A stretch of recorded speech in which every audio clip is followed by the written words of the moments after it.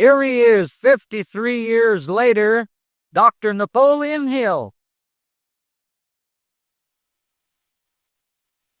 Heidi, thank you very much.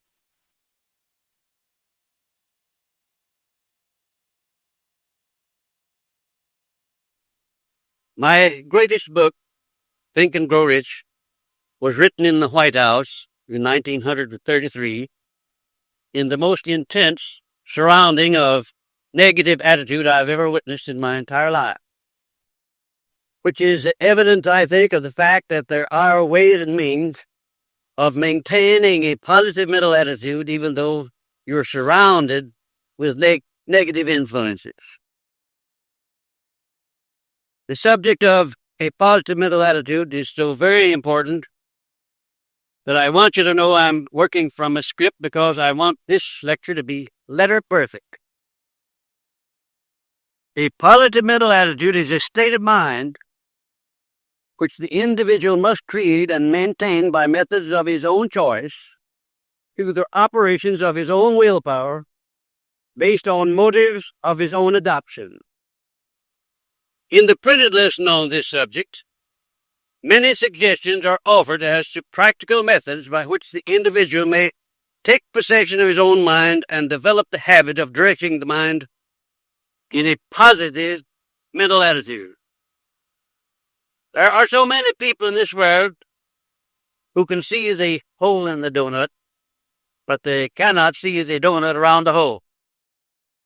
One with a positive mental attitude sees the hole in the donut all right, but he also sees the donut around the hole. Nothing constructive and worthy of man's efforts ever has been or ever will be achieved except that which comes from a positive mental attitude based upon a definite purpose and activated by a burning desire and intensified until the burning desire is elevated to the plane of a flight pig. When it comes to witches, everyone has a flock of them. When it comes to idle curiosity, everyone has a stock of it. When it comes to hopes, perhaps half of the people have hopes for unattained things or circumstances. Burning desire, only that small percentage of people who can be called successful ever feel the urge of this burning desire. Applied faith, only the leaders attain this degree of mind control, which can exist only in a positive mental attitude. Prayer brings a positive result only when it is expressed in a positive mental attitude. The most effective prayers are those expressed by individuals who have conditioned their minds to habitually think in terms of a positive mental attitude. For a great number of years, it was a mystery to me as to why my prayers failed more often than they succeeded. When I found out the real cause, I discovered that I was in the habit of going to prayer only when I was in difficulty, when I wanted someone to bail me out. Later on, I learned that the best way to go to prayer is to condition the mind long before an emergency arises by expressing thanks and gratitude for the blessings you already had.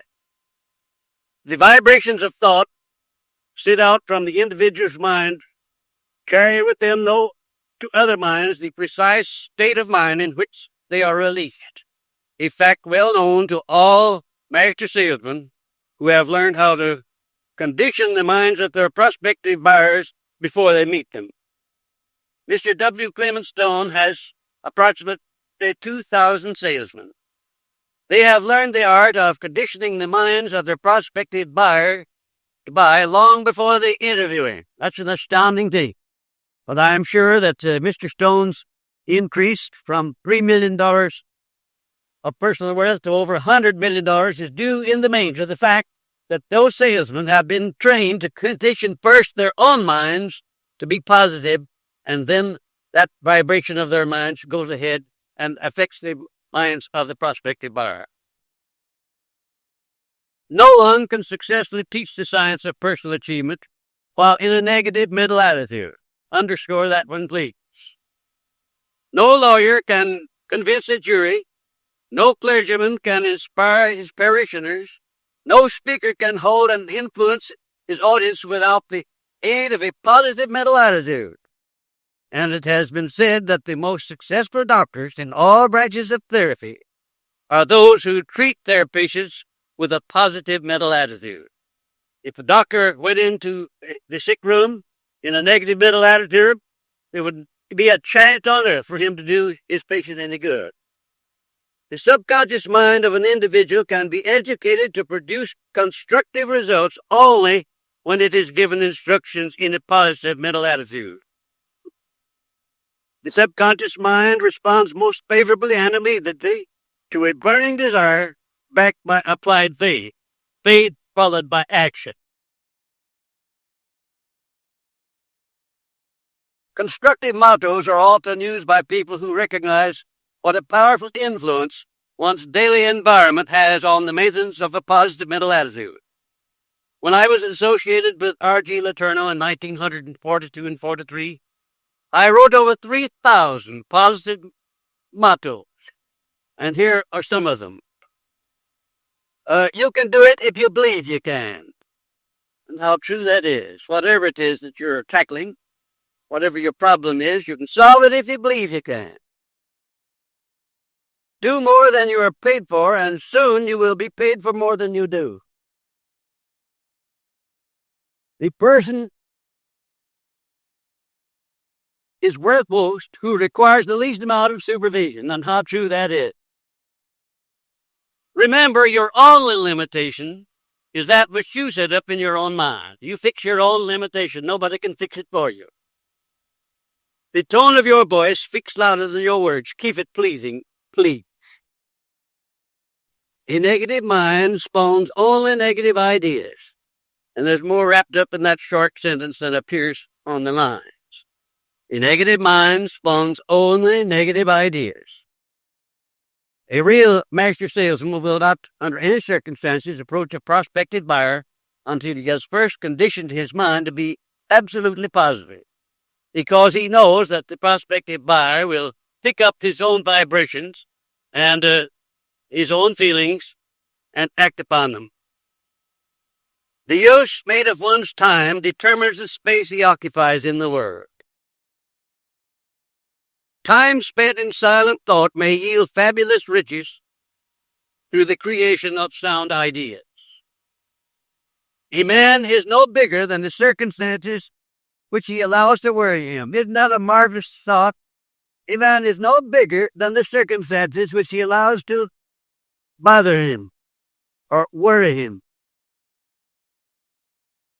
A closed mind stumbles over the blessings of life without discovering them. When the devil wants a job well done, he picks a disgruntled person to do the job. There's the slightest doubt in the world about the soundness of that.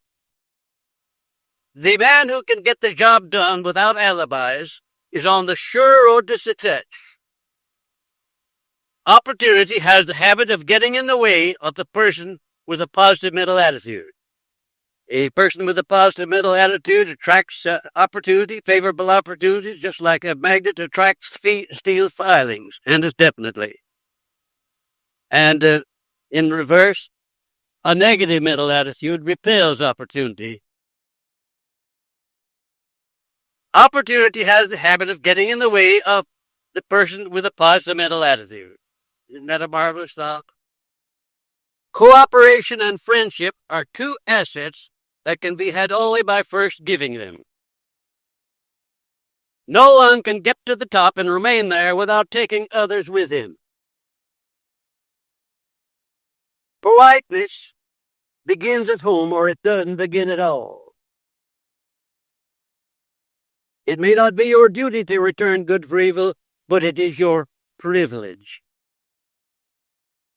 Never guess when there is a way of knowing. When you do more than you are paid for, you put the boss on a limb. When you do less, you put yourself on a limb. Faith will bridge all rivers of doubt, so one may pass over safely. A spider spinning its web has more definiteness of purpose than has most men. And how true that is. There is a method by which one may transmute failure into success, poverty into riches, sorrow into joy, fear into faith. The transmutation must start with a positive mental attitude because success, riches, and faith do not make bedfellows with a negative mental attitude. The transmutation procedure is simple. First, when failure overtakes you, start thinking of it as if it had been a success.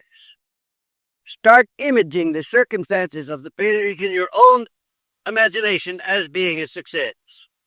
Start also looking for the seed of an equivalent benefit which comes with every failure. While the wounds of disappointment and failure are wide open, it's very difficult for one to start looking for that seed of an equivalent or a greater benefit. But if you allow a little time to elapse after any type of adversity and then begin to search, you'll find that seed of an equivalent benefit. It never fails. It's always there.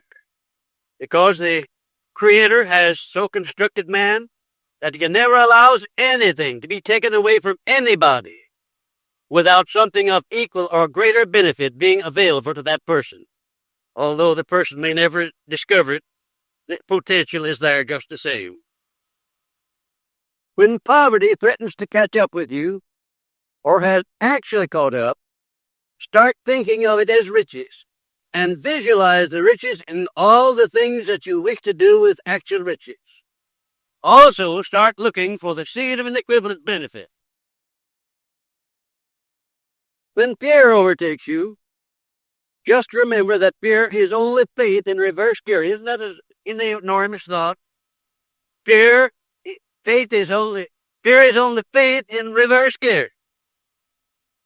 And start thinking in terms of faith by seeing yourself translating faith into whatever circumstance or things you desire. When sorrow overtakes you, start expressing yourself in terms of joy, perhaps by singing or giving thanks for your power to convert sorrow into joy. Act out these positive parts and they will become real. Isn't that an astounding thought? Of course, when you start acting joyously when the people around you know that your heart is burdened with sorrow, you may seem ridiculous, but never mind what the other fellow thinks. It's what you think that counts.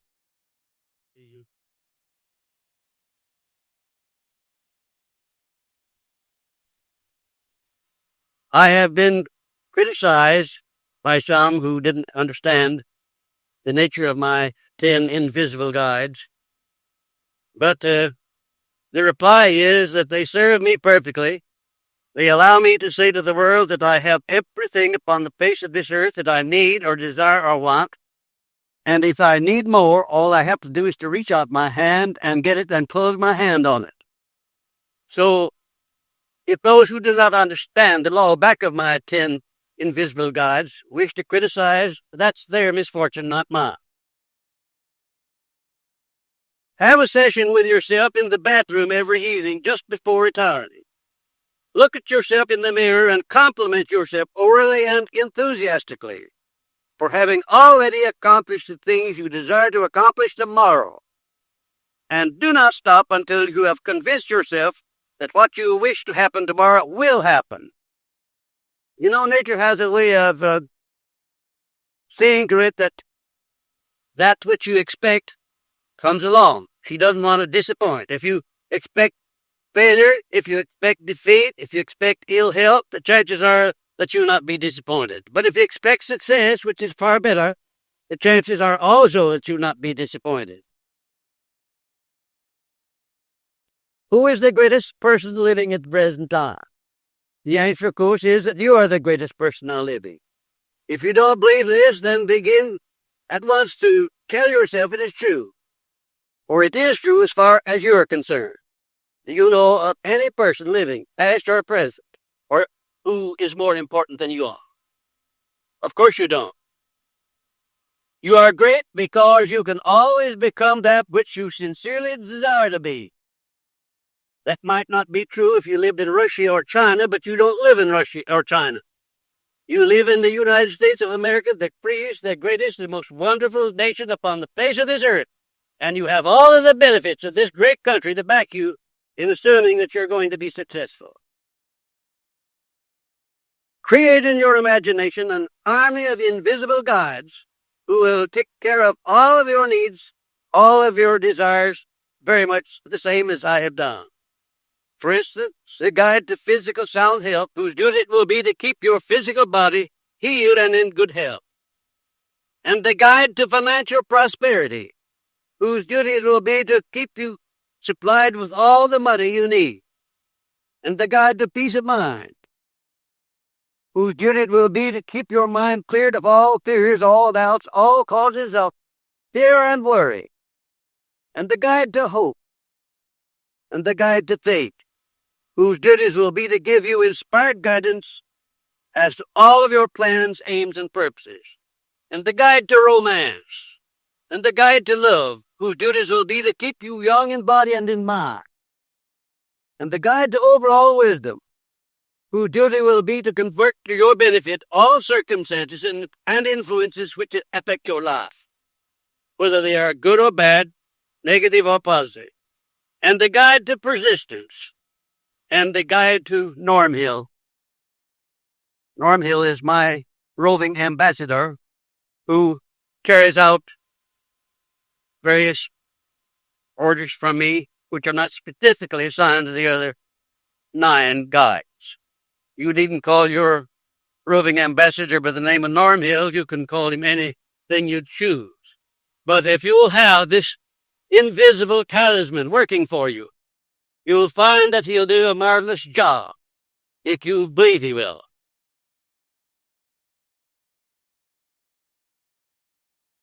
Your only compensation needed to keep these invisible guides eternally active in your service will be an expression of gratitude offered each night before you retire, in which you will thank them individually for the service they have rendered you during the day and the service they will render you tomorrow and always.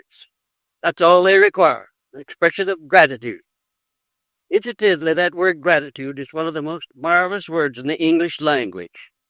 I often wonder how many people there are in the world who ever experience this marvelous feeling of gratitude for the blessings they already have. If you've stuck by some of the ideas expressed in this lesson to be new, don't be alarmed, for it may well be that new ideas alert one's mind and motivate it to create still other new ideas. Motivation, action, enthusiasm, faith, these are the states of mind which are associated with a positive mental attitude. Habits. You're the sum total of your habits, whether they be habits you have developed with purpose or forethought, or habits you have allowed to creep upon you by neglect to form your own. A successful, well-balanced, and well-rounded out life is the result of ordered habits and never the result of chance or neglect. Positive habits can live and thrive only in the mind which has been conditioned with a positive mental attitude. And your other self. Each human being is a plural, not a singular being. One of these beings is negative, the other is positive. And there is a battle from birth until death between these two as to which will dominate. Usually the power is about evenly divided between the positives and the negatives. But often the negative takes over completely and makes of the individual a subject of irritation to himself and to all others around him. The development of a positive mental attitude is the first step which one must take in order to give the positive self full and complete control over the negative self. Then one has truly taken possession of his own mind and is able to direct it to whatever ends he may desire, thus fulfilling the purpose of the Creator in having given man complete control over but one thing, and that is his own mind. I think of all the facts that I have examined in life, that is the most fabulous, the most far-reaching, and the most significant, that the Creator has given man control over but one thing, and one thing only, and that is the right to use his thinking positively or negatively. Eternal vigilance is the price that one must pay to maintain a positive mental attitude because of these and other natural opposites of positive thinking, such as your negative self constantly maneuvers for power over you. You can feel that. You don't need to take my word for it. You felt it in the past. You may not have defined the feeling properly, but you know very well that there is something going on within you constantly in the nature of a negative thought. Then your accumulated fears, doubts, and self-imposed limitations, which came over with you when you came from the other side, they're constantly standing in the way of a positive mental attitude. Then the negative influences near you, including people who are negative, and especially sometimes the people with whom you work or the relatives with whom you're associating. And perhaps some inborn negative traits which you brought over with you at the time of birth. These also can be transmuted into positive traits. Worries over the lack of money and the lack of progress in your business, profession, or calling in life. I don't know of anything that can pull the rug out from under one quicker than worries over the lack of money. Unrequited love and unbalanced emotional frustrations in your relationships with the opposite sex. I suspect that sent as many people to the insane asylum as any other cause. Unrequited love. It seems to me that a man or a woman who has been disappointed in a love affair would look upon the affair as very much as a sort of a streetcar ride. You know, if you don't like the car you're riding on, you can always get a transfer onto another.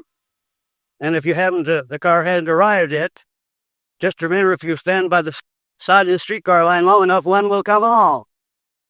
So don't let it worry you in the meanwhile. An unsound health, either real or imaginary. That also is something that you have to battle against in order to maintain a positive mental attitude. And intolerance, the lack of an open mind on all subjects toward all people. You certainly have to keep a close check on that one if you're going to maintain a positive mental attitude. It makes no difference how much another person may deserve your hatred or your dislike or your intolerance. He may deserve it, but you can't afford to give it on account of what it will do to you. And greed for more material possessions than you need. I have probably seen and known and dealt with more wealthy men in this country than any other one individual.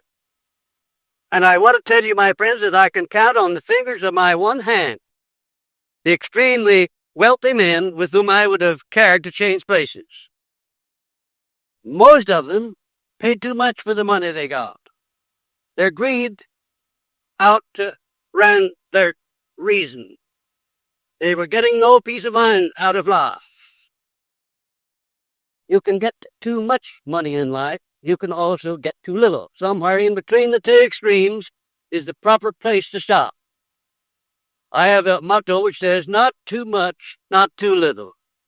And that goes not only for money, it goes for everything. Not too much, not too little. Just enough to maintain a well-ordered and a well-balanced life. Ignorance of the real extent of the power of your mind and its unlimited potentials for the attainment of anything you desire also is a handicap to the maintenance of a positive mental attitude, and lack of a definite major purpose and a plan for its attainment. 2 out of 100 perhaps have a definite major purpose, and that would be putting the percentage rather high if you took the people as a whole. And the habit of allowing others to do your thinking for you. Now check yourself rigidly on each of the above enemies of positive thinking and go to work wherever you grade less than 100% on immunity against any of these causes. If you have a mastermind alliance, have each of its members to carefully check and graze you on each of the above causes, since it is a common trait of human beings to be biased in evaluating themselves, sometimes in their own favor, but more often against themselves.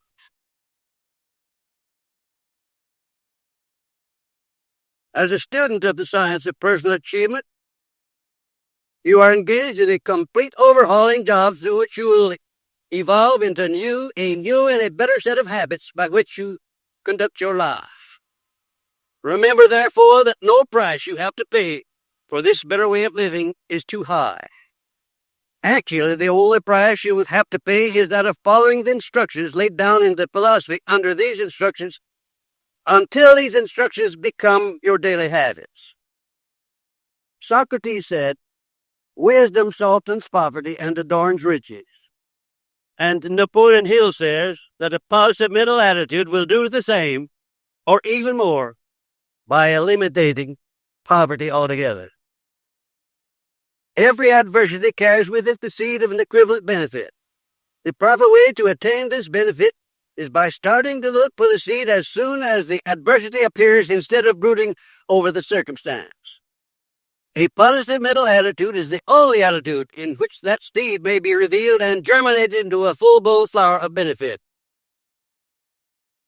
Everyone, my friend, I suppose, desires to be rich. But not everyone knows what constitutes enduring riches. And most people believe riches to consist only in the material things that money can buy. Let me disillusion you on that subject by giving you an outline of the 12 great riches of life. Number 1, a positive mental attitude. That stands at the head of the list of all of the riches of life. Number 2, sound physical health. And number 3, harmony in all of your human relations. Number 4, freedom from fear. Number 5, the hope of future achievement. Number 6, the capacity for applied faith. Number 7, a willingness to share your blessings with others. And number 8, to be engaged in a labor of love. Number 9, an open mind on all subjects toward all people. Number 10, complete self-discipline. And there's a whole foundation of philosophy in that one alone. Complete self-discipline. And number 11, the wisdom with which to understand people. And number 12, financial security. Note that it comes last. There are 11 other things which may be used as a foundation upon which to make proper use of money. And without these other 9 things, money can be just as dangerous as it can be helpful. Observe that money is the last thing on the list. 11 other riches precede it, without which money can become a curse and nothing more. Study these 12 great riches carefully and observe that not one of them can be attained without the application of a positive mental attitude. That is why it leads the list. In the lesson on a pleasing personality, you will observe also that a positive mental attitude heads the list of the 31 traits which give one a pleasing personality. And I thank you.